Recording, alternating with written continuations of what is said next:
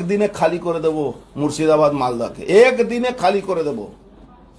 বিহার আর UP থেকে, বিহার আর ঝাড়খণ্ড থেকে হিন্দুদেরকে নিয়ে ওখানে আমরা ঢুকবো, একদিনে খালি করে দেব মুর্শিদাবাদ মালদাকে, একদিনে খালি করে আমি দেব। অর্জুন সিংকে চ্যালেঞ্জ করছি, আগে আপনি আপনার যেখানে সাংসদ ছিলেন ব্যারাকপুর, তার আন্ডারে 7টা বিধানসভার মধ্যে একটা বিধানসভার নাম আমডাঙ্গা, সেই আমডাঙ্গা বিধানসভার মোকাবেলা আপনি আগে করুন, তারপরে মুর্শিদাবাদের মানুষের সঙ্গে পাঙ্গালিতে আসবেন।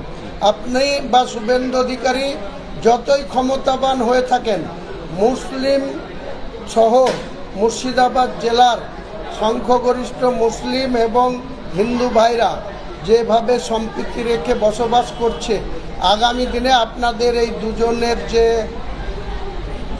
বাসনা বা যে ধরনের আপনারা কথাবার্তা বলছেন, আপনাদের আগামী দিনে মুখ্যমন্ত্রীর কাছে আমরা আবেদন করতে বাধ্য হব যে এই ধরনের কথাবার্তা বলার জন্য শুভেন্দু অধিকারীকে এবং অর্জুন সিংকে অবিলম্বে গ্রেপ্তার করে তাদেরকে হাজতে পুড়তে হবে, জেলখানায় পুড়তে হবে, তা নাহলে তারা সমাজকে দূষিত করে চলার চেষ্টা করছে।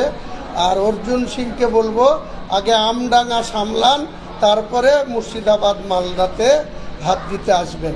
মুর্শিদাবাদের মানুষ